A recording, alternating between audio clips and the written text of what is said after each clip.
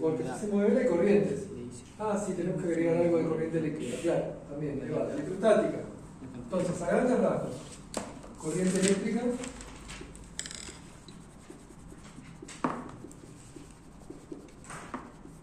Parece poco, pero no es. ¿Ah? Y magnetostática. Y luego, la frutilla final, ecuaciones de Maxwell. Y bueno, acá está la posibilidad de ver ondas electromagnéticas y eso, pero para ustedes quizás hay una aplicación importante que es la ecuación de la línea de transmisión. Están en quinto. ¿Ya conocen? Probablemente sí. ¿Conocen un modelo de propagación de la corriente que se llama de parámetros distribuidos? Donde se modela la línea conductora con capacitores, inductancias, resistencias. ¿Han visto eso en alguna materia? Sí, en redes. Genial, bien. Ese modelo se llama de parámetros distribuidos y es más realista. Y es un problema, es un modelo que surgió en la segunda mitad del siglo XIX debido a que cuando empezaron las comunicaciones con telégrafo, perdón, ¿todos saben lo que es un telégrafo? Sí. ¿En serio? Está, genial. Cuando empezaron las comunicaciones con telégrafo, los locos muy pronto se dieron cuenta de que cada determinada distancia había que reforzar la señal, porque la señal se atenúa por pérdidas. ¿Bien? Entonces ahí fue necesario crear un modelo más realista para la propagación de señales en conductores. Ahí viene el modelo de parámetros distribuidos. Lo otro, que es lo que se ve en los cursos introductorios, es el modelo de parámetros localizados. ¿Qué es lo que hacemos? Consideramos un conductor sin resistencia, ¿cierto? Y ponemos la resistencia, digamos, global de todo el sistema localizada como si estuviese localizada en un solo resistor. Todos conocen eso. Lo mismo con la capacitancia, lo mismo con la inductancia. Bien, ese modelo cuando se implementó para explicar la propagación de señales en conductores, bueno, no mostraba concordancia con la realidad, ¿tá? Entonces se desarrolló el modelo de parámetros distribuidos. Para llegar al modelo de parámetros distribuidos precisamos pasar por las ecuaciones de Maxwell y la ecuación de ondas electromagnéticas. Pienso que es una aplicación del más pertinente para ustedes, ¿sí? Que hacen electrotecnia, porque la propagación de ondas en conductores es también como funciona la propagación en líneas de alta tensión y de tensión media. ¿Tá? Bien, gran parte de la energía, por ejemplo, en alta tensión va no en el movimiento en sí de cargas eléctricas, sino en los campos que contienen los conductores. Eso es algo interesante. ¿Tá? En estos 4 puntos van a ser entonces el temario. No sé cómo haremos con las 18 horas que perdimos, si pisaremos un poco el acelerador o intentaremos recuperar una parte de esas horas en otro momento, que la escuela nos insta a nosotros a que lo hagamos, o sea, en la medida de lo posible tratar de recuperar, coordinar con el grupo, etc. O una mezcla de las dos cosas, intentar recuperar algunas y pisar un poquito el acelerador para que no quede nada importante fuera. ¿Tá? Bien, un libro que a mí me parece adecuado al nivel del curso es este.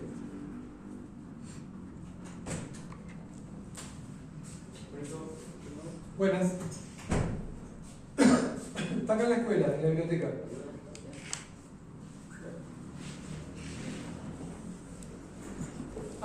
Cálculo 3. ¿Salvar cálculo 3 ya? Cálculo 3 de los cálculos es lo más fácil, ¿verdad?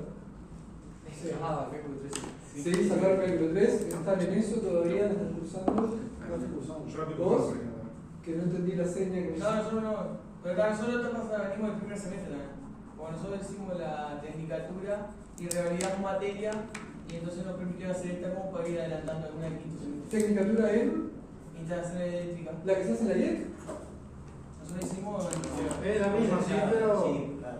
La misma 2020. ¿Pero lo hicieron en otro lado? En Ciudad de Plata, pasamos de ya también hay, no sabía. Bien, ahí va, claro, ya tienen física 1 y física 2 también, ¿verdad? Sí. Bien. puede ser que encuentren un poco demandante esto si todavía no tienen cálculo 3, ¿verdad? Es Sí. más, nos falta cálculo 2. Tenemos cálculo 1 y cálculo 1. Bueno, ustedes ven hasta dónde... El segundo semestre, ¿está? claro, sí. Ustedes ven. Yo normalmente a medida que es necesario hago un repaso de los conceptos matemáticos, pero puede ser... No, está bien. Yo les advierto que ideal sería haber por lo menos estado en el curso de cálculo 3. Mucho mejor si tenés el examen aprobado. ¿Tá? Pero bueno, vemos. Yo también en la facultad hice materias sin abreviaturas adecuadas. A veces me revolcaron por el suelo y a veces tuve algo de suerte y salí airoso. De todo, ¿no? Bien. Este libro es un libro que es mejor si ustedes tienen el nivel de cálculo 3, o por lo menos el de cálculo 2. ¿Tá? Claro, la tecnicatura no tiene cálculo 2. Claro, tiene cálculo 1 solo. Sí, es verdad. Bien, este libro es un libro clásico, hace 50 años que anda en la vuelta. Fundamentos de la teoría electromagnética, los autores son Reitz, Milford y Christie. ¿Ok? Es un buen libro. No me acuerdo cómo se escribe. Creo que así, pero no estoy seguro. ¿Ah? Todo el mundo lo conoce como el Reitz, ¿sí? O sea, yo me acuerdo de los otros autores porque tengo que saber los nombres, y porque no tengo el libro, pero en su momento para todos era el Reitz. ¿Ah? Está acá, está en la biblioteca de acá de ITS. Después hay otro libro que se puso un poco de moda en los últimos años, que, bueno, no me acuerdo exactamente del nombre, pero también el autor lo conoce todo el mundo. No estoy seguro de si está en la biblioteca acá, no estoy seguro, no voy a decir que no está, pero no recuerdo si está. Ese otro libro que les digo, que se ha puesto como de moda en los últimos 15 o 20 años o por ahí, creo que se llama, ¿cómo es que se llama? Campos y Ondas o algo así.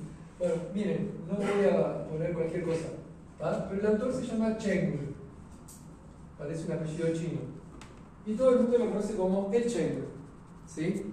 Así como es el Reitz, este es el Cheng, pero no me acuerdo el nombre, sinceramente. ¿Está? Está al mismo nivel aproximadamente que el Reitz y Milford. ¿Está? Y bueno, va a andar por acá, ¿sí? El nivel del curso va a andar por acá. Nosotros no tenemos tanto tiempo de profundizar en los temas, o sea que no se asusten si le dan una ojeada al Reitz, pero hay cosas de las que están en el Reitz que sí vale la pena que le den una ojeada. ¿Ah? Yo conozco bien el libro, pero en este momento no me viene a la mente exactamente qué indicarles que leer y qué no. Tengo que mirarlo y ahí les digo. El año pasado, cuando di este curso, alguien consiguió una versión en PDF, pero le faltaban algunos capítulos del final, ¿sí? En español. Pero los primeros capítulos están todos. Yo puedo buscar el libro del año pasado y si quieren lo localizo y lo subo, pero si ustedes pueden buscarlo y capaz lo encuentran. También encontramos un solucionario de los ejercicios, que eso está de más, súper. ¿Puede ser fundamento del electromagnetismo Sí. con ingeniería? No, a ver. Es ese, sí, pero qué raro el nombre. Ah, ¿el de Cheng? Sí. El de Cheng es ese, sí, exactamente. Decime el nombre de vuelta. Fundamento del electromagnetismo para ingeniería. Sí, exacto, es ese. Mandalo al grupo si lo tiene. No, o sea, encontré el nombre, no.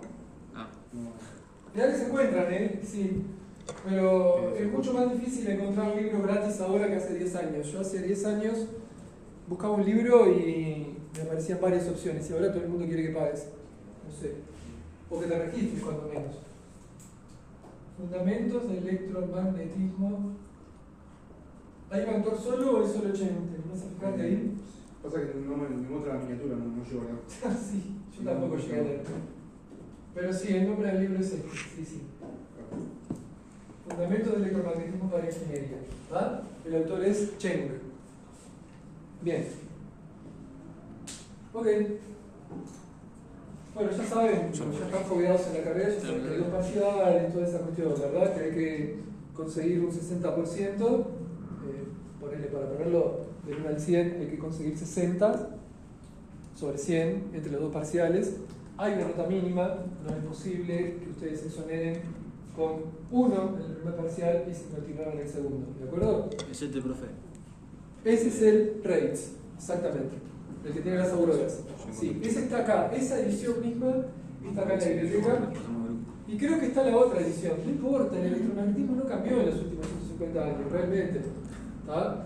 Lo que sí cambió, por ejemplo, es que esa edición que mostró el compañero tiene ejercicios para resolver con un lenguaje de programación. La cuarta edición. ¿Cuarta es esa? Esa es la que yo tengo. No sé si existe una edición posterior. Las ediciones más conocidas son esa y la tercera. ¿Ah? La diferencia, aparte de algunas cositas menores en el temario, ya te digo, es que tiene ejercicios para resolver con el lenguaje de programación. Ese, en la tercera edición, no. Profe, ¿puede ser que este sea el Chen? Ese es el Chen, sí. Lo mando. Fíjate si es un autor solo, si está grande la figura, si es solo Chen o Chen y alguien más. Sí, David Chen. Me sale como David Chen. Solo un autor, Sí. está. Bien, David, dijiste. Sí. Bueno, bien, ya le quitamos las comillas y lo dejamos como Dios manda, ¿sí? ¿Está? Bien. Pero una materia específica es la primera que tiene. Sí, sí. Sí, es una materia redundante, sí. Bueno, muy bien. Al final, ¿la clase va a ser siempre en este salón? Entonces. No estoy seguro de eso, no lo puedo asegurar. ¿Tá? Lo tengo que gestionar eso y que me asignen un salón donde puedan entrar todos. Porque allá en el AFE, si fuésemos 5 o 6, hasta 9 o 10 entran. Pero más de 10 no. Y aparte, si está montado un laboratorio como pasó el año pasado, es imposible. Porque hay una mesada en el medio con un montón de aparatos, no sé qué. Hay otra mesada con otros aparatos. La mesa estaba, no se vio que había arriba. Si viste una mesada, es porque hay aparatos arriba y no está acondicionado para tener clase teórica. Pero no, acá se comen los mocos, a baldes, así, bueno. Dios. ¿Puedo borrar? Claro. O sea, no es nuevo esto, ya me pasó el año pasado, que me asignaron el LAFE y no era posible tener clase ahí. Bueno. Ya lo vamos a arreglar. Bueno, entonces. Empezamos con electrostática. ¿Ah? 1. Ya me tuve que retirar. Y no hay problema, no vaya. Lo que sí intenta siempre tener acceso al material de clase o algo. Ahí va eso, perfecto. Gracias. Hasta luego. Bueno, muy bien. Ahí vamos entonces, ¿está? Bueno, vamos a empezar como de abajo. Vamos a empezar con los postulados de la electrostática.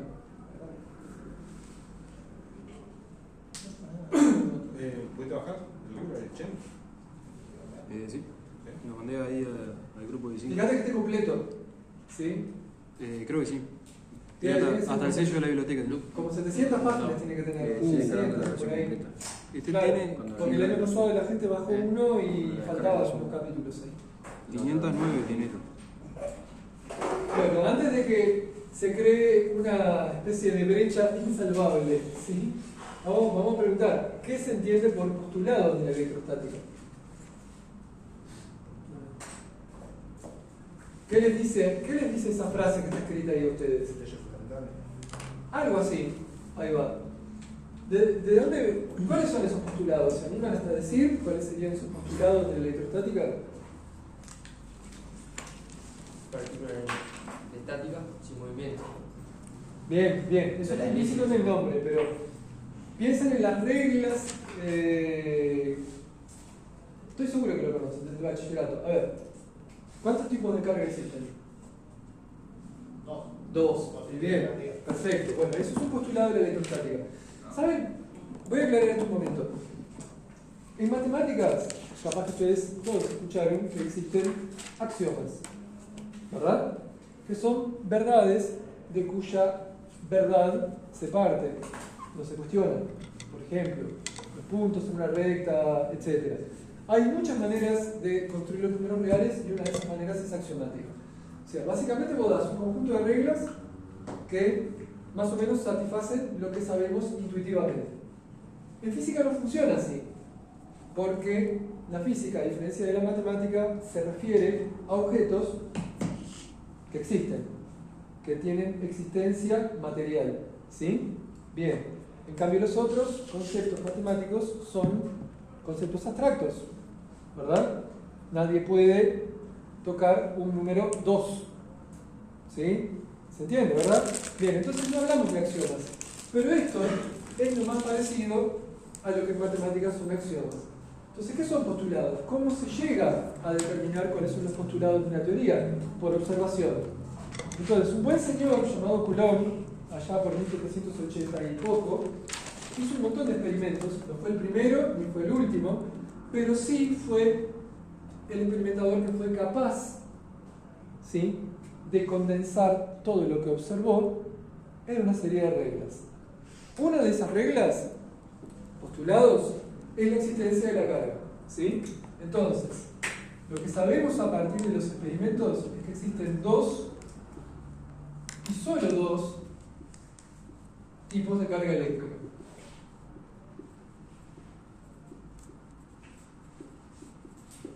Esto no se puede demostrar, ¿me explico?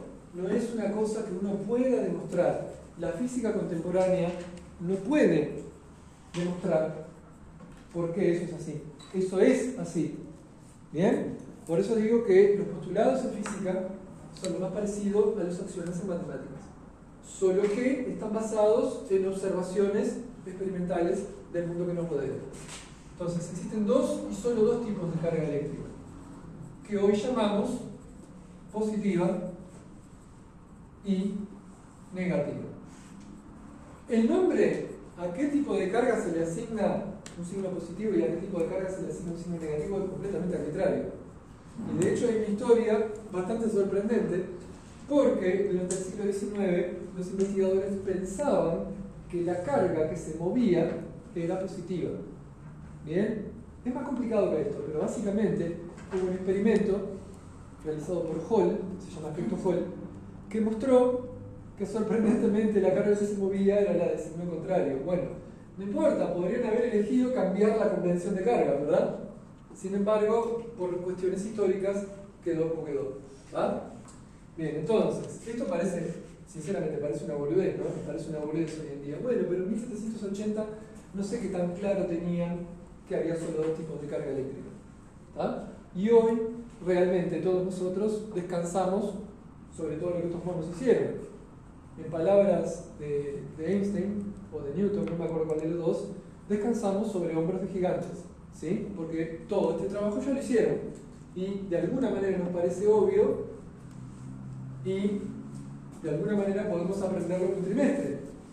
¿Tá? Eso también es algo muy relevante. Recuerden que estas cosas pueden haber llevado décadas, ¿sí? Depende de la época en que fueron descubiertos. Bien, entonces tenemos tres postulados de la electrostatica. El siguiente también nos va a parecer una obviedad, lo vemos en física 2, lo vemos en bachillerato también, y es el tema de que cargas de signos iguales experimentan fuerzas de repulsión. Cargas de signos distintos experimentan fuerzas atractivas. Muy bien. Cargas de signos iguales. Díganme si la letra es suficientemente clara, por favor, que tengo un tema con la letra. ¿Ah? No, está perfecto.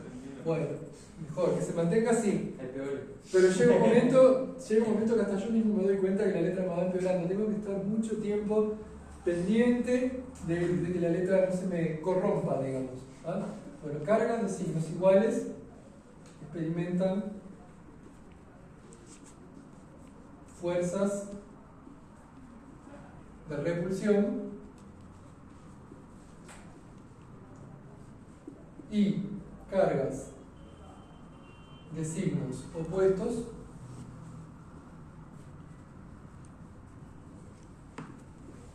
experimentan fuerzas atractivas.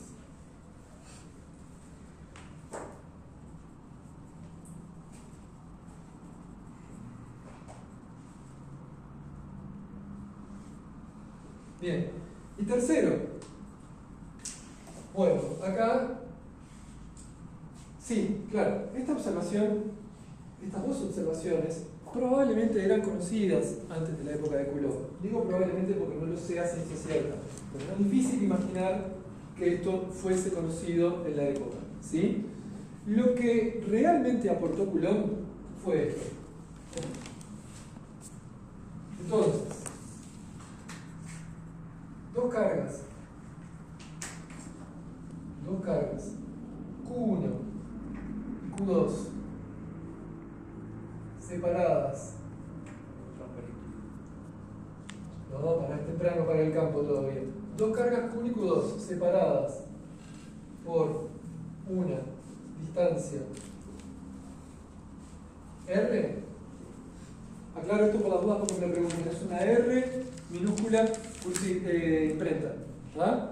Esta es mi mejor versión de la R de imprenta minúscula. Bueno, dos cargas Q1 y Q2 separadas por una distancia R experimentan una fuerza llamada fuerza electrostática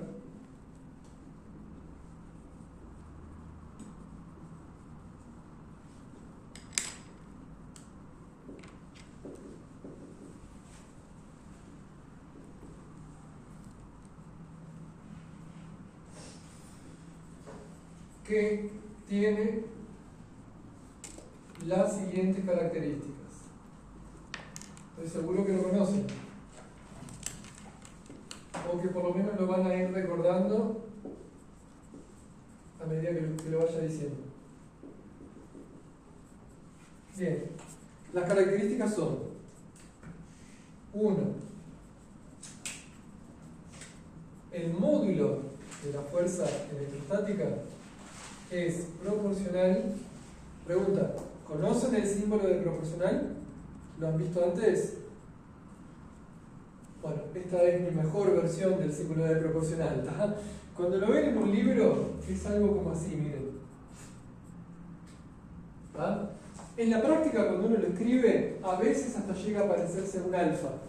Yo hago un esfuerzo para que no me quede muy parecido a un alfa, porque no es un alfa. ¿Tá? Es un símbolo que cuando lo ven en los libros es por ahí o por acá. Pero yo tardé años en darme cuenta que el símbolo de proporcional no era una letra alfa, porque los profesores lo hacen rápido y listo. Bien, entonces, la fuerza electrostática en módulo, valor, magnitud, ¿sí? Es directamente proporcional al producto de las cargas, en valor absoluto. ¿Por qué tiene que estar en valor absoluto el producto de las cargas?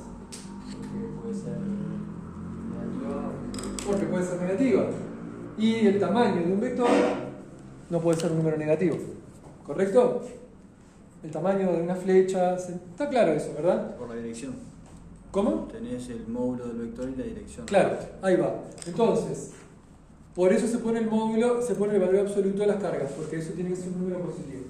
Bien. Segundo, el módulo de la fuerza electrostática es inversamente proporcional. Cuadrado de la distancia. Eso, a 1 sobre el cuadrado de la distancia, exactamente. Y por último, una tercera característica es que la fuerza electrostática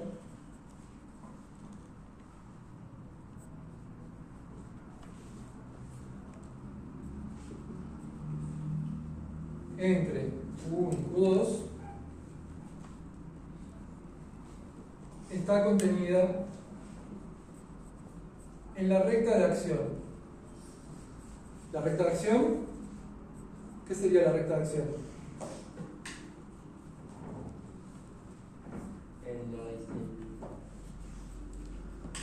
En el eje que se encuentra las cargas, ¿no? Claro, en la línea que contiene las cargas. Ahí está, muy bien. Si las cargas son objetos extensos en vez de puntos esferitas, bueno, que pasen por el centro geométrico. Ahí va. Por el baricentro. Muy bien. Fíjense, estas son 3 observaciones experimentales. Hubo un momento, yo hice la licenciatura en física, ¿sí? Y hay 3 cursos de electromagnetismo. Hay física 2, como tienen ustedes, hay esto, que es un curso de nivel intermedio, y hay otro curso que cuando estás en la primera mitad de la licenciatura parece que no vas a llegar nunca, que es como inalcanzable, que se llama teoría electromagnética, pero que es un escalón, un par de escalones por encima de algunos temas de los que vemos acá. Es un huevo el curso, en otras palabras, ¿está? Bien. La primera vez que lo hice me aplastó como si me hubiese pasado una aplanadora y por la duda marcha atrás, ¿viste? A ver si quedó bien bien deshecho. Bueno, en ese curso fue la primera vez que de alguna manera yo pude preguntarme cosas que no había preguntado antes, como por ejemplo, porque el libro que se usa en el curso hace mucho énfasis en cosas, por ejemplo, cómo se determina la carga eléctrica, ¿entienden? Que eso en realidad uno no se le pregunta a uno cuando está en un curso introductorio o incluso en un curso intermedio. Entonces, ahí me di cuenta que determinar estas tres cosas había sido extraordinariamente dificultoso en 1785. Pero mal. Y no fue solo Coulomb que ciertamente se llama la ley de Coulomb porque, bueno, obviamente Coulomb fue el primero que escribió esa ley que pudo establecer estas cuestiones experimentales. Pero hubo otra persona, otro investigador en la vuelta, ¿sí?, que ayudó a determinar esto experimentalmente. Que, como les digo, esto fue extremadamente dificultoso en 1785. Y yo no sé si con las herramientas que hay en un laboratorio como el LAFE, quizás sí, porque se hacen experimentos muy finos en aquel laboratorio, se llegan a hacer, podemos determinar algunas de las cosas que están ahí. ¿Sí? Bien. Entonces, los postulados de la electrostática, vamos a poner acá, son de aproximadamente 1785 y de un tal Coulomb. Pero otro loco que estuvo en la vuelta fue un tal Cavendish. Lo poco que sé yo de esta persona, bueno, sí, era como una suerte de genio, ¿sí? También sé que, lo dicen los libros, que estuvo intermitentemente en manicomios, en hospitales de salud mental. O parece que loqueaba 2x3 y bueno, terminaba internado. No, imagínense eso mismo hace 2 siglos, ¿verdad? Se sabe poco de algunas enfermedades hoy en día, imagínate en 1785. Bien, pero Cavendish aparentemente era un genio. Y entre otras cosas, no solo ayudó a determinar la validez de estas leyes experimentales, sino que fue el primero que diseñó un experimento para medir la masa de la Tierra en un laboratorio. O sea, no determinar la masa de la Tierra por medidas astronómicas, que era como se decía en la época, sino en un experimento de laboratorio. ¿Sí?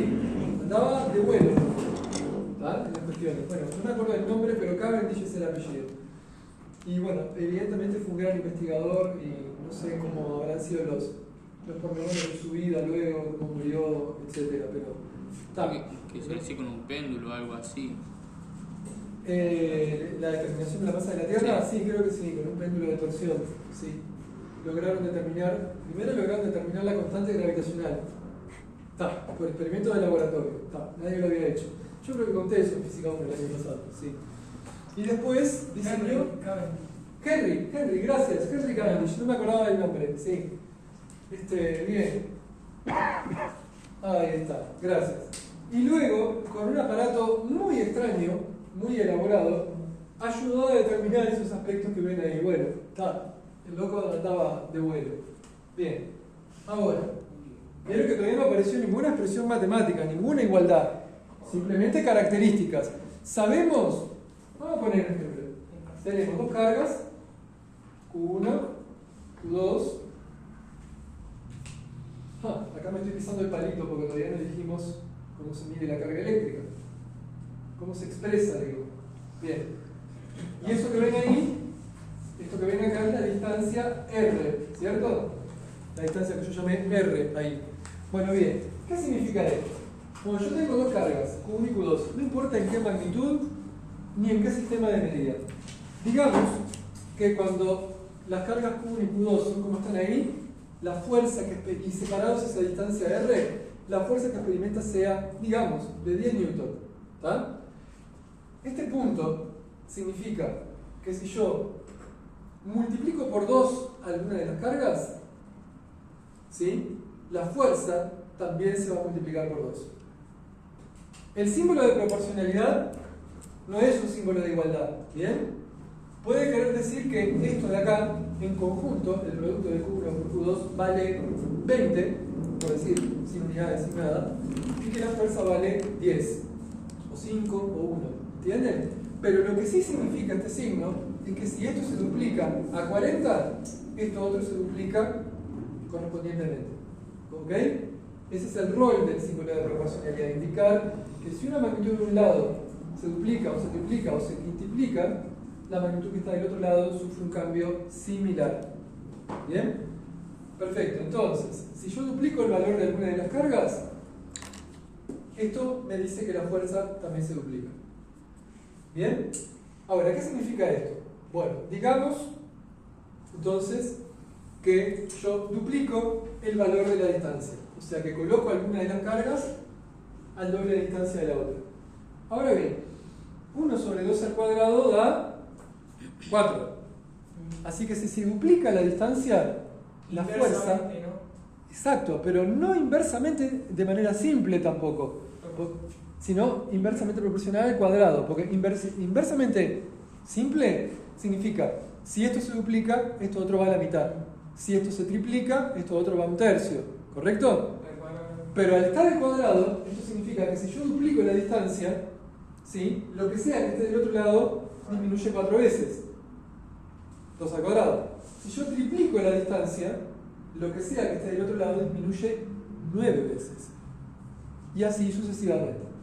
Entonces, una cosa simple que podemos hacer ahora mismo es que de 1 y 2 podemos escribir que el módulo de la fuerza electrostática es proporcional a Q1 sobre Q2, valor absoluto, sobre la distancia al cuadrado. Fíjense que eso que acabo de escribir significa estas dos cosas a la vez, en una sola expresión. ¿Están de acuerdo ahí? Porque en el numerador tengo el producto de las cargas, en valor absoluto, y en el denominador tengo la distancia al cuadrado. ¿Correcto? Bien, lo dejo copiar, porque ahora seguimos, damos unos pasos más. Esto muy probablemente es al nivel que se ve en física 2. ¿Bien? Hasta ahí. Estoy nomás diciendo, si nos quedamos, nos vamos. No, voy a dejar que ustedes se den cuenta de eso. Claro, si no estoy alterando el resultado de antemano. Ahí va. Bien. Yo por ello, ¿no? Para ustedes que les falta un poquito de cálculo 2, ¿sí? Si es que tienen tiempo, energía y ganas, pueden consultar este libro, miren. Es un libro relativamente moderno. Nada, lo tenemos. ¿El Stuart? Sí. Está. También lo dimos Excelente. en cálculo 1. Es excelente el libro. Ojalá hubiese existido ese libro cuando yo estaba aprendiendo eso, que me di las guampas contra la pared como 3 años para aprender cálculo. Había uno también que era uruguayo, ¿no? Había 2 libros. El de Peláez, sí. Era de- Vos no te podés imaginar lo crack que es ese tipo dando clases. Yo lo tuve de profesor en la facultad. Sí. Pero crack, así. Aparte que volaba una mosca, no volaba una mosca en la clase, él no sabía lo que era. Sí. Y si te desubicabas un cacho, bastaba con que te mirara, porque te miraba con una cara como diciendo, sos retardado, ¿no? Tipo, que no te daba... Solo con la cara ya era tipo, me quiero morir de la vergüenza, ¿no? Claro, por nabo, sí. Muy crack Peláez, ahora está retirado hace años.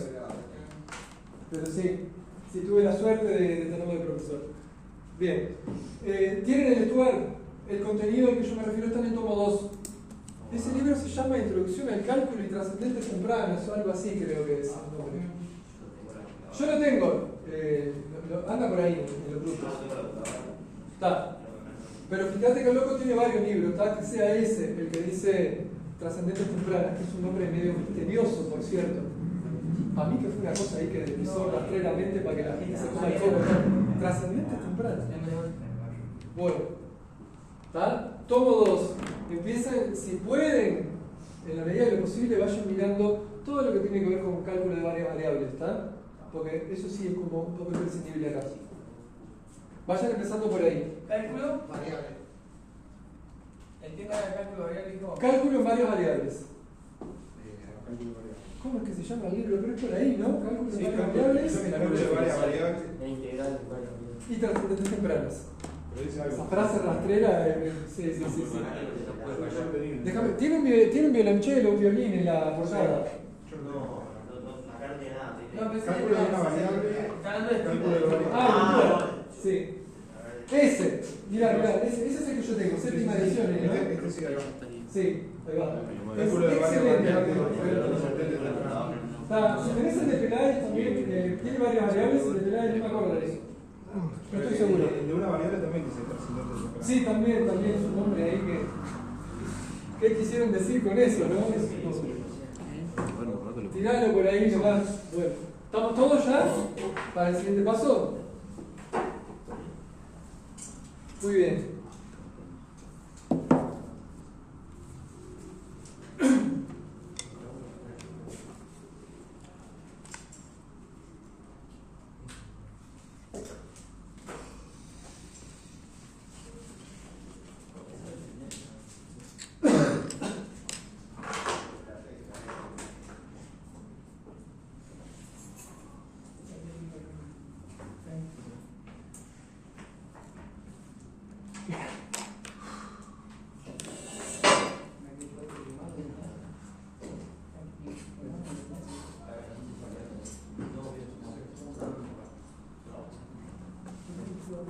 Yo lo descubrí hace unos... Acá, estamos en la antesala de la ley de Coulomb, o sea, de una forma cuantitativa, de una ecuación que me diga la fuerza electrostática es igual a no sé qué.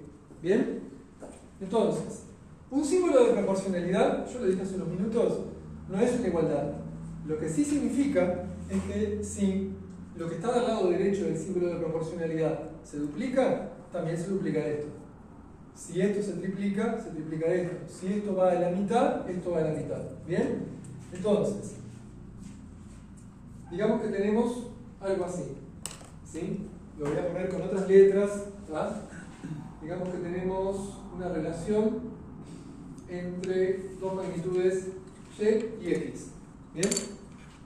Entonces les voy a dar una tablita para que ustedes puedan darse cuenta. Digamos que tengo 0, 0. Bien, 2, 25. No, 1, 25. 2, 50. No, esto es muy sencillo. Ah, sí, está bien. 3, 75. 4, 7. ¿Van viendo ahí? Bien. Entonces, ven que si yo duplico la magnitud y, también se duplica la magnitud x. O al revés, si duplico x se duplica y, si triplico x se triplica y así sucesivamente. Ahora, uno podría escribir en forma general que y es proporcional a x. ¿Bien? Pero de esa tabla también podemos darnos cuenta cuál es el factor de proporcionalidad. ¿Cuál sería en ese caso? 25, ¿verdad? Sin embargo, sigue siendo cierto que hay una relación de proporcionalidad directa. ¿Matías? ¿Entendiste ahí? Sí. Está. Muy bien. No te tiro el 25 igual, porque si vos... Arbitrario, lo inventé. Ah. Sí, ahí va. Si lo haces, no sé, por 2 por 0,5, la I, por 2,5, yo no sé cuánto da 25 por 2,5. 25 por 5 medios, 125 medios. ¿Cuánto es la mitad de 120? 62,5. Claro, la idea es que la proporcionalidad se respete. O sea, si vos aumentás en un factor decimal como el que vos decís, de los dos lados se multiplica por ese factor decimal. ¿Está? Sí. Ahora, ¿cuál es la representación gráfica de una cosa así? Yo tengo y igual a 25x, ¿cierto? Bien, ¿y eso qué tipo de función es? Lineal. Representación gráfica recta, que pasa por el origen. Muy bien. ¿Está? Entonces, estamos ante un tipo de función con este formato. Una constante por x. ¿Hasta ahí vamos? Muy bien. Ahora, la pregunta es... Esto no es una pregunta todavía, perdón. Si yo tengo una proporcionalidad entre dos magnitudes, eso siempre significa que existe una constante de proporcionalidad que me convierte el símbolo de proporcional en un símbolo de igual. ¿Bien?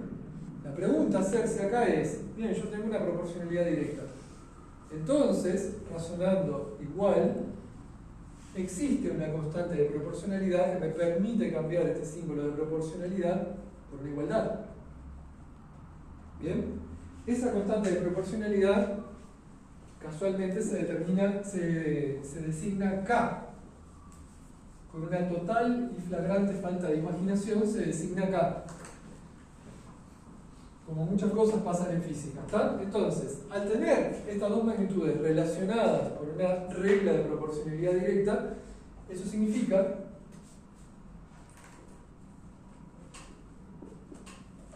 entonces existe K, constante de proporcionalidad,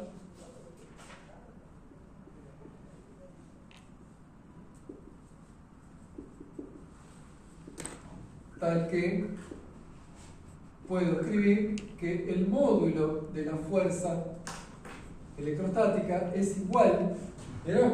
Cambiar signo de proporcionalidad por igualdad a esa K por todo lo que estaba del otro lado, valor absoluto de Q1 por Q2 dividido distancia al cuadrado. Bien, y esto es una forma de la ley de Coulomb. Así es como nos presenta la ley de Coulomb, por ejemplo, en física 2. Capaz que se ve la forma vectorial, depende del profe. O por lo menos como se ve en el bachillerato o en sexto de liceo. ¿Tá? No nos muestran una forma vectorial de la ley de Coulomb en el liceo o en el bachillerato. Bien, entonces acá tenemos una primera forma, un primer acercamiento a la ley de Coulomb. Esto es la ley de Coulomb. Y esta es una forma escalar. ¿Está claro eso? Es una forma escalar porque solo me permite calcular la magnitud de la fuerza, no para dónde apunta, no características geométricas. ¿Bien? De la flecha, esto solo me permite calcular el largo. ¿Está? Muy bien. Bueno, ahora hay unas cosas que decir en cuanto a esa K. Está, porque todo muy lindo hasta acá, pero y bueno.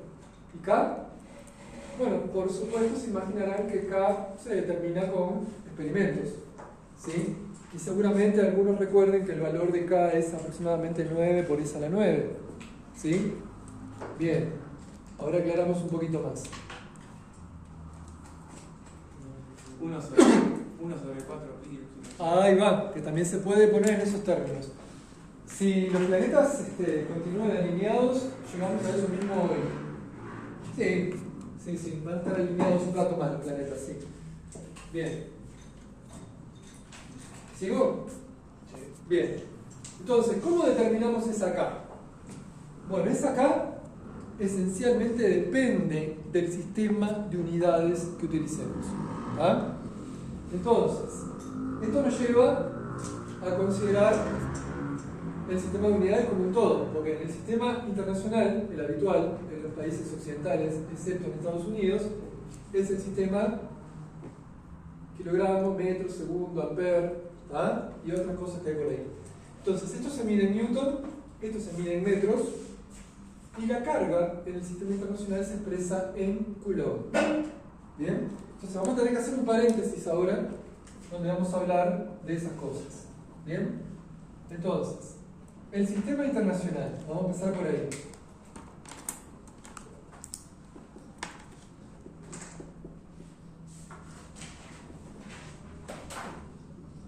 Bien, el sistema internacional de unidades tiene 7 magnitudes fundamentales, ¿sí? Seguramente pueden decir algunas de ellas. ¿Qué podría considerarse una magnitud fundamental en física? Distancia, tiempo, masa, Aceleración. ¿cuál? No, ¿por qué no? Sí. Porque está compuesta, claro. Tampoco es una fuerza. Gravitación. Presión. Presión. También, ¿qué se mide la presión? Fíjense en las unidades y se dan cuenta. Kilogramos, pascales, ¿verdad? Kilogramos, metros, segundo, cuadrado. Por ahora dijimos 3, ¿cierto? Distancia, tiempo, masa.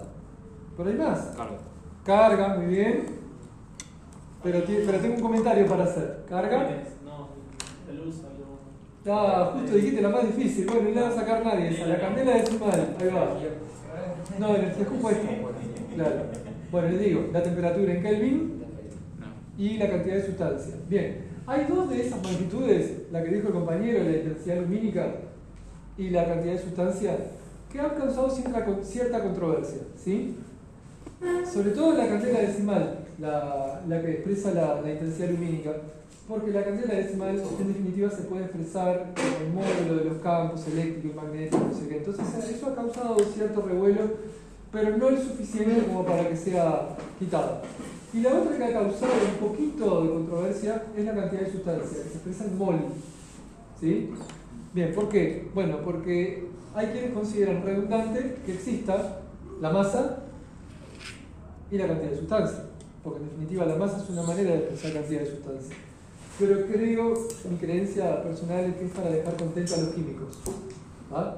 Sí. Que no vayan a perder el número de moles como cantidad de sustancia, pues en un ataque, imagínate. Y la candela decimal ignoro totalmente en realidad por qué permanece, porque sé que existe controversia con la candela decimal, porque la intensidad lumínica se puede expresar en términos de los campos. ¿Está? Bien. Entonces, las 7 unidades fundamentales, magnitudes fundamentales en el sistema internacional son longitud. No sé si conocen esto. ¿Qué significa esto? Paréntesis recto alrededor de una magnitud física. ¿Cómo se lee eso? La unidad. Unidades, muy bien. ¿Está? Muy bien. Unidades de longitud, metros. Bien. Unidades de tiempo. Tiempo vat minúscula, perdón. Unidades de tiempo. Segundo. Unidades de masa. Kilogramo. Un detalle. El kilogramo es la única de las unidades fundamentales, de las magnitudes fundamentales, que tiene un múltiplo. ¿Sí? Kilo. Bien. Las otras son todas expresiones puras. ¿Sí? Bien. ¿Qué viene después? Bueno, acá viene el punto. En vez de la carga eléctrica, yo le acepté la respuesta del compañero porque en realidad es correcta, pero ahora voy a explicar por qué no es la carga y sí la corriente. ¿Está? Porque es claro que la corriente es una unidad derivada, ¿verdad? Carga sobre tiempo. Bien, hay motivos históricos.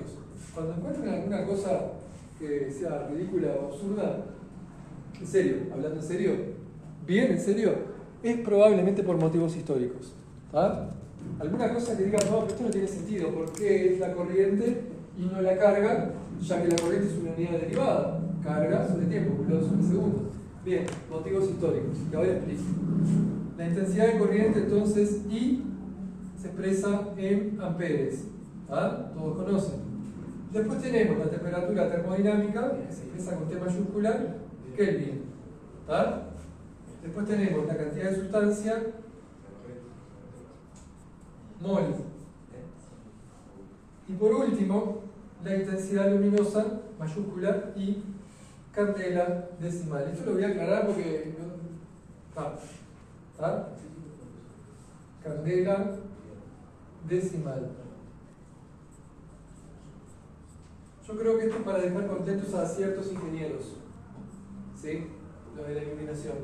Esto es para dejar contentos a los químicos y esto es para dejar contentos a los ingenieros de algún tipo. Bueno, bien. ¿Por qué es la intensidad de corriente magnitud fundamental y no la carga, como debería ser? Bueno, por motivos históricos, pero en realidad no es solo por motivos históricos. En la década de 1820 se produjeron una gran cantidad de descubrimientos en electromagnetismo. La ley de Coulomb, la ley de Ampère, la ley de Biot-Savart y otros experimentos realizados por Ørsted y otros monos de ahí de la época que la rompieron. ¿Tá? Ahora, el asunto es este. Hacia 1820 ni siquiera los físicos creían que existieran los átomos. Y de hecho, a todo aquel que hablara un poquitito de los átomos ya lo miraban por arriba del hombro como diciendo, bueno, está loco, más o menos. ¿Sí? O sea, estaba muy mal visto pensar que la materia estaba hecha de átomos, básicamente a nivel académico. ¿Tal? Profe, ¿qué era la T allá? ¿Mayúscula? Sí. Temperatura. ¿Qué? Sí, Kelvin. Ahí va. Observen que Kelvin no lleva el símbolo de grados. Grados Celsius sí, lleva la O chiquita. Ahí no es que me olvidé, Kelvin no lleva. ¿Ah? Bien. En la época, ¿qué pasó? El ampere se determinó con un experimento mecánico. ¿Cómo es eso? ¿Qué es un experimento mecánico? Bueno, se hizo pasar por un conductor de 1 metro de largo, una corriente en este sentido, y por otro conductor de iguales características, igual longitud, igual resistividad, igual masa, separado 1 metro de distancia, se hizo pasar una corriente igual para el otro lado. ¿Sí?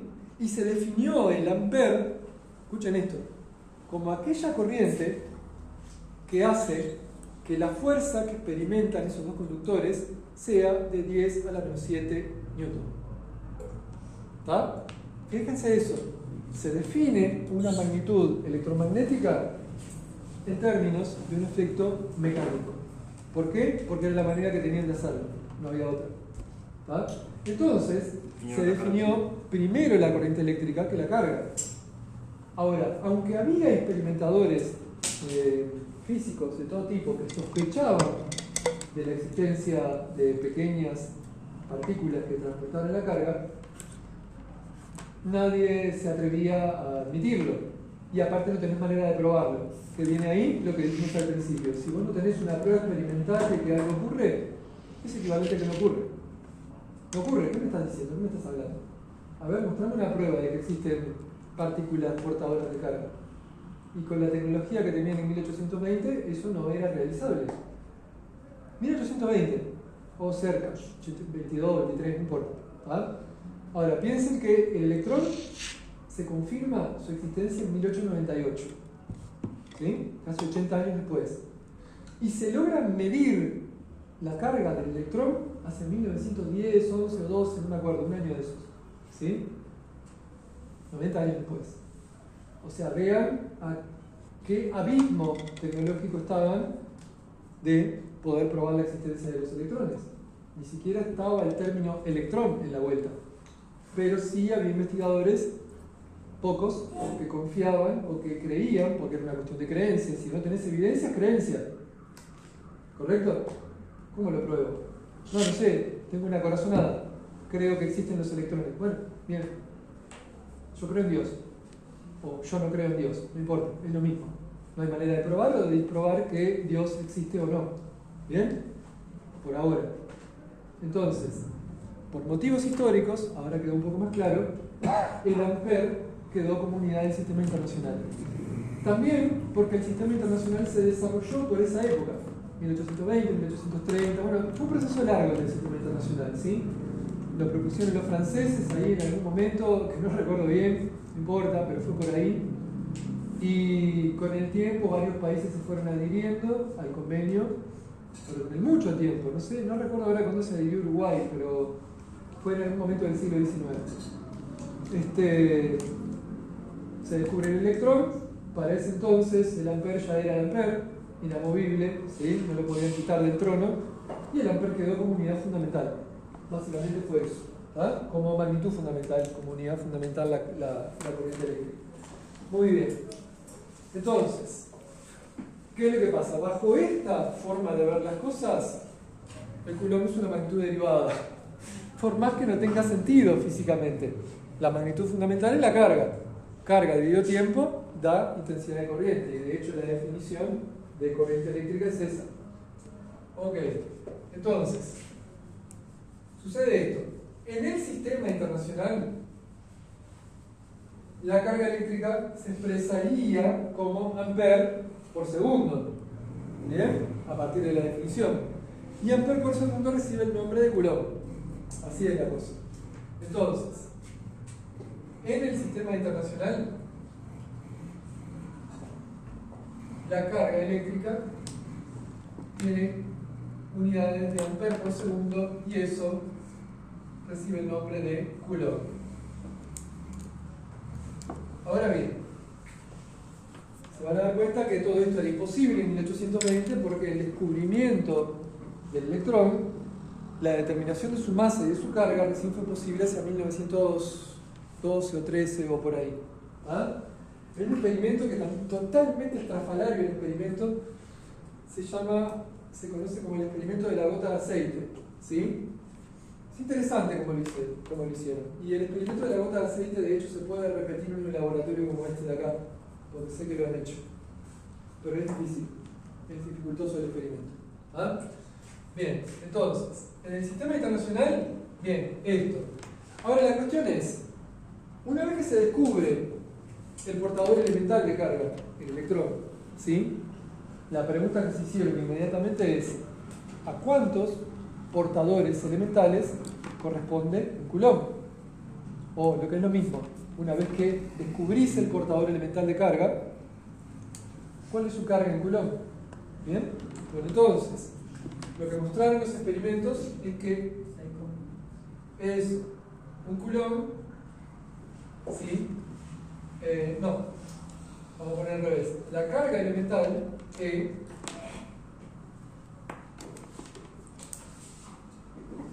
es la carga elemental. Bien, una carga elemental equivale a 1.602 por 10 a la menos 19 coulomb. O, al revés, un coulomb equivale a 6,24 por 10 a la 18 portadores elementales. Fíjense si es 6,24, creo que sí. Bueno, en realidad, permiso. No, yo tengo que calcular acá. Hay que hacer uno sobre y ya está. Pero sí, creo que es eso. 1 dividido 6,24 exponente menos 19. No, estoy bloqueado, perdón. 1.602. Sí, 6,24. Sí, ya lo verifiqué. Ah.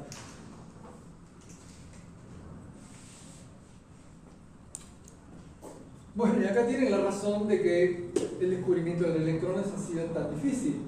¿Sí? Estamos hablando de que un coulomb, ¿sí? Una corriente de 1 ampere lleva un coulomb por segundo.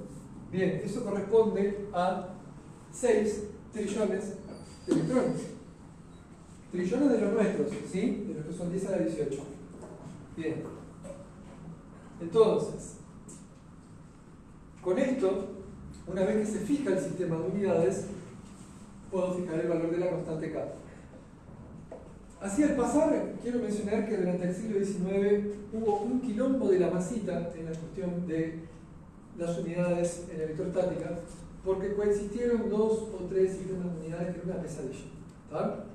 Entonces hubo un sistema de unidades que aún se utiliza en ciertas áreas de la física teórica, que es el CGS. No hay ningún misterio, así como esto a veces se dice MKS por metro, kilogramo y segundo, CGS es centímetro, gramo y segundo. Una manera de joder bárbara que tienen en algunas áreas de la física teórica, por ejemplo en la física del estado sólido. Jugamos bastante con ese sistema. Es una pesadilla porque los libros,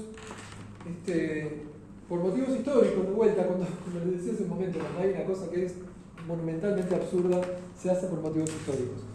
Por suerte, varios libros ya tienen las ecuaciones, el CGS, y al lado de las ecuaciones en el sistema internacional. Pero persiste, el CGS persiste dentro de ciertas áreas de la física, y ponerse a estudiar eso es una pesadilla porque todas las ecuaciones cambian. ¿Verdad? Cambian los factores que aparecen acá. Y también hay otro sistema de unidades que se usó hasta bien entrado el siglo XX, donde la carga se mide en estato coulomb, una cosa que también te querés matar. Si querés agarrar un cuchillo y cortar todo lo cortable que tiene un hombre, ¿viste? Bueno, ahí va. Todo. Bueno, sí. O, no sé, cortarte las venas con una goma, sí, dale, que vas a llegar. Bueno, espantoso es, en serio. Si se tiene que poner a estudiar eso en serio, es espantoso. Te digo porque ya me pasó por eso, bueno. Dios mío. De solo pensarlo ya me pone de mal humor eso, bueno. De recordar aquellos momentos, bueno. Muy bien. Entonces, una vez que tenemos las unidades de carga, podemos hacer las unidades de K. Las unidades de K y el valor numérico de K cambian con las unidades de la carga. ¿Ah? Imagínense en el sistema absurdo de unidades, o sea, el sistema imperial, esas porquerías, pulgadas, libras, todo eso, ¿vieron? Bueno, Esto es terrible, terrible, porque ahí se mezclan unidades del sistema internacional con unidades imperiales y no, bueno, es tipo, mandame un año preso vos, no, en serio, no me hagas estudiar esto. No, un año es mucho tiempo. 2 o 3 meses, por favor, prefiero estar a pan y agua que tener que trabajar con eso. Bueno, ¿qué pasa? El sistema imperial utiliza libras, pulgadas, ¿sí? Y algunas atrocidades más que no quiero ni pensar. Ah, sí, grado Fahrenheit, ahí va. La próxima vez me voy a lavar la boca con una guajane que diga grado Fahrenheit.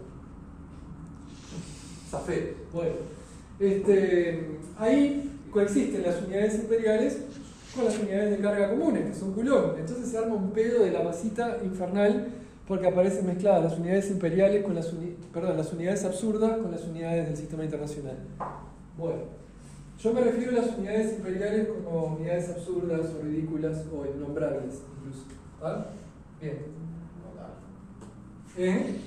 No, dale, que hasta ahí vamos. Está. Bueno, muy bien. Entonces, cierro el paréntesis. Entonces, en el sistema internacional, esto simplemente lo voy a decir, ¿está? Tienen que creerme, si no tienen que ir a hacer un experimento ustedes y verlo, ¿está? Bien. Entonces, en el sistema internacional, K tiene el valor 8,99 por 10 a la 9. ¿Y qué unidades?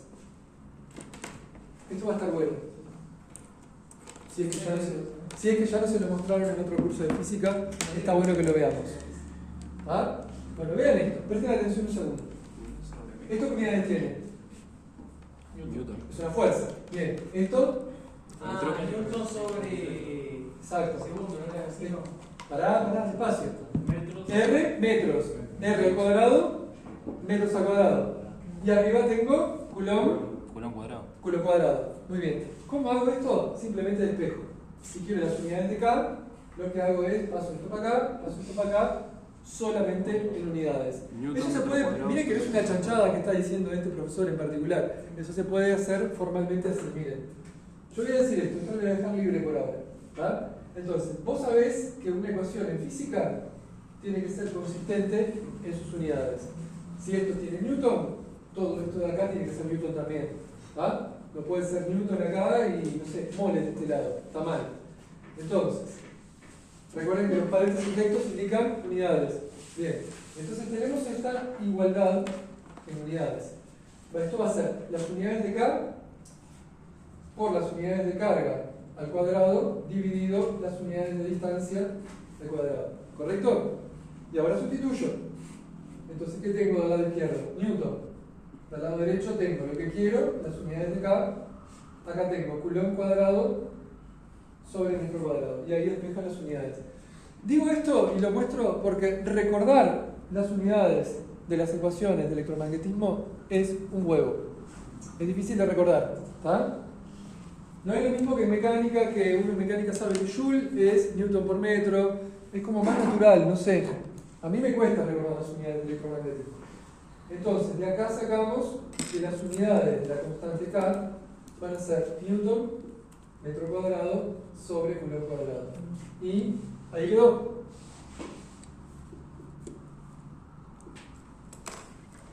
Bien, acá esto sería una fundamentación de por qué las unidades de K son las que son. Y así se puede proceder con cualquier cosa. Es muy común que uno no consiga recordar las unidades de las magnitudes en electrostática, o de las constantes, o esas cosas. Bien, qué lástima que borré lo que estaba antes, pero no hay lugar. Bueno, ahora.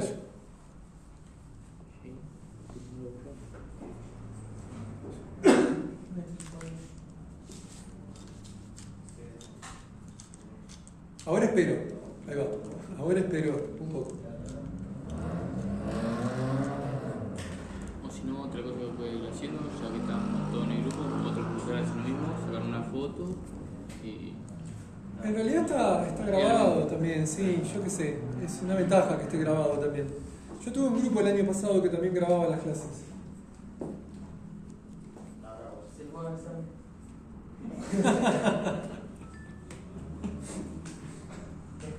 No, podés pensarlo al revés también, ¿no? Lo usaban como una herramienta. Mire, profe, que está todo grabado, ¿no? Sí. Todo lo que usted dijo está registrado. Ahí va.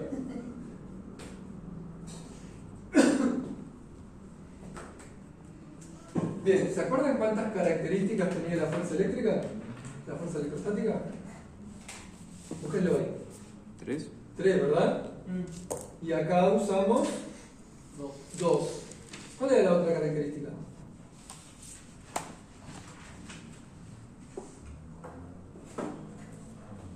La recta de Léelo. la fuerza electrostática. ¿Qué dice? Que la fuerza electrostática. Q2 está contenida en la recta de Acción. acción. Muy bien. La fuerza electrostática está contenida en la recta de acción. La recta de acción es la recta que une las cargas. ¿Bien? Entonces, fíjense que esto de alguna manera da cuenta de que las fuerzas puedan ser atractivas o repulsivas.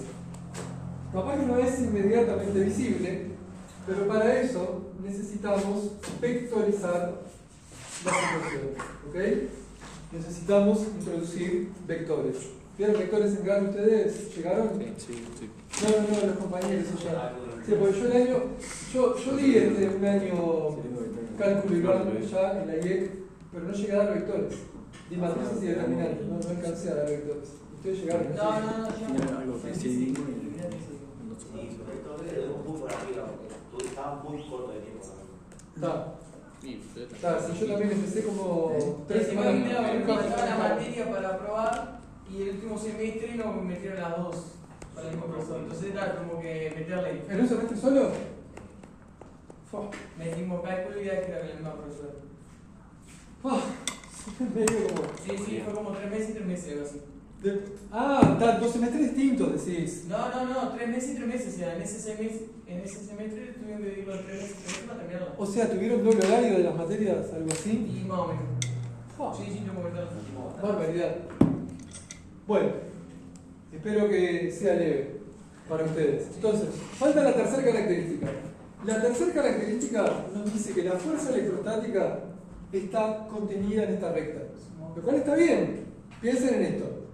Supongan que considero la fuerza que la carga Q1 le hace a la Q2. ¿Tá?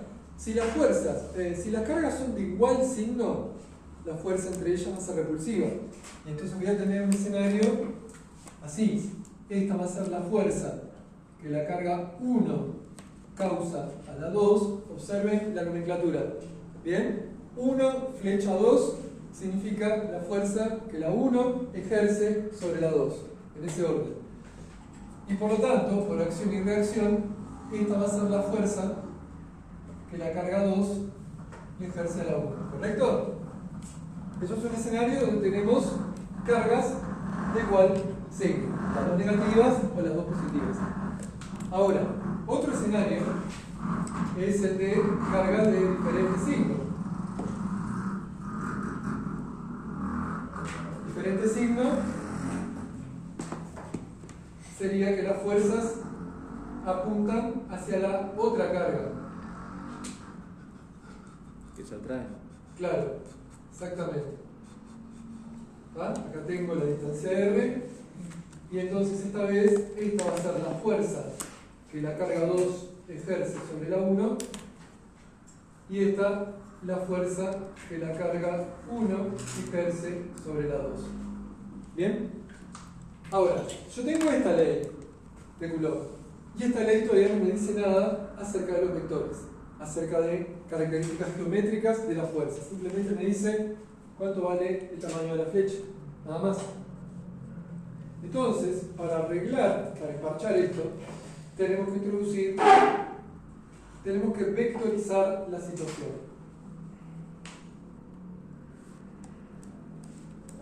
Así que nos vamos al espacio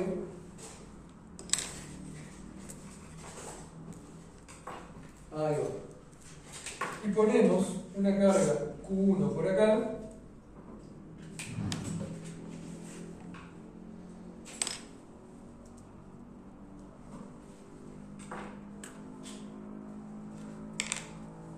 o menos. Se supone que es una recta esto, ¿ok? Y la carga Q2 por aquí. ¿Bien? O sea, vean lo que dice. A esto que está acá, o a esto que está acá, le puse un marco. Unos ejes coordenados, un origen. Y ahora voy a introducir vectores. ¿Qué vectores? Bueno, los vectores que van desde el origen hasta cada una de las cargas. Exactamente. Entonces tengo este vector, al que voy a llamar R1,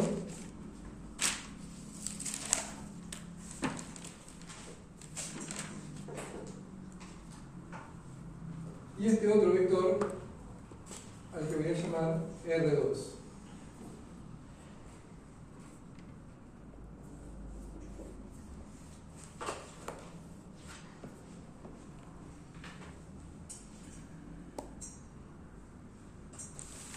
Por ahí. Sí, más o menos creíble está. Bien. Y ahora vean esto. La distancia entre las dos cargas se puede expresar con el vector diferencia. No sé si conocen eso de geometría y álgebra lineal. ¿No? A ver, vamos a la parte. ¿Vamos a borrar esta parte ya? ¿Esto por lo menos? ¿Está? Me suena diferente. Seguro que lo vimos, pero no capaz. Son diferentes cosas, diferentes versiones de la ley del paralelogramo. Vean esto, miren. Acá, rápido. ¿Cómo sumo estos dos vectores? R1, U1, vamos a ponerle, y U2. Sumar la componente. Perfecto, pero geométricamente digo. Está bien la respuesta. Geométricamente, ¿cómo se visualiza la suma? El paralelogramo, muy bien. Perfecto, es lo mismo que... ¿Quién dijo? Perdón, ¿quién de ustedes tres dijo la respuesta esa? Yo. Ahí va. Mi ecolocalización no es tan buena, ¿viste? Sé que venía de ahí la voz, pero nada más. Bien. Ahí va. La diagonal de paralelogramo, ¿sí? Es lo mismo que dijo el compañero. Si yo agarro las componentes de estos vectores y las sumo, lo que voy a conseguir es las componentes del vector suma. ¿Todo el mundo resuena con lo que estoy diciendo, por favor? ¿Está? ¿Número complejo vieron? ¿En cálculo? ¿Ustedes? Lo dimos en otro lado, pues. En otra materia. ¿Vieron integrales allí en una variable? Está. Sí. Está. Bien. No, preguntaba porque los vectores en el plano se suman y se restan igual que los números complejos. ¿Ah? Bien. Entonces, ¿están de acuerdo que eso es el vector suma? ¿Está? Entonces esto es U1 más U2. Y acá viene lo que dijo el compañero de acá adelante. ¿Cómo puedo obtener esto? Agarrando las componentes de U1 y U2 y sumándolas. O sea, esto es posible escribirlo así. U1 va a ser U1x, U1y por J. ¿Conocen todos esto, verdad? Bien. U2 va a ser U2x por I más U2y por J. Y ahora, sumo esto, componente a componente, y esto resultan ser las componentes del vector anaranjado. ¿Bien?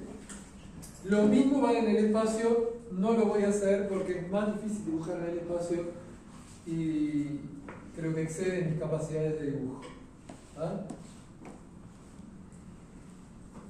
Y quizás los complique a ustedes también. Bien, ahora, esto es el vector suma. ¿Cómo es el vector diferencia en ese dibujo? La recta entre los dos. Y no hay suma. ¿Es la suma de qué? De los vectores. La componente del vector. Pero si yo sumo las componentes obtengo el vector suma. Pero no está del todo incorrecta tu respuesta. O sea, debería ser el signo opuesto. Ah, ahora sí. Lo cambia de dirección. La suma del opuesto. Bien. La diferencia siempre es la suma del opuesto, ya sea un número real, un número complejo o vectores. ¿Está? Entonces, yo puedo también hacer U1 menos U2, lo puedo escribir como U1 más el opuesto de U2. ¿Bien? Entonces, para hacer esto, lo que hago simplemente es considerar el opuesto de U2, que es la flecha que tiene el sentido contrario, y luego sumo con el paralelogramo. Entonces esto es menos U2, ¿cierto? ¿Sí o no?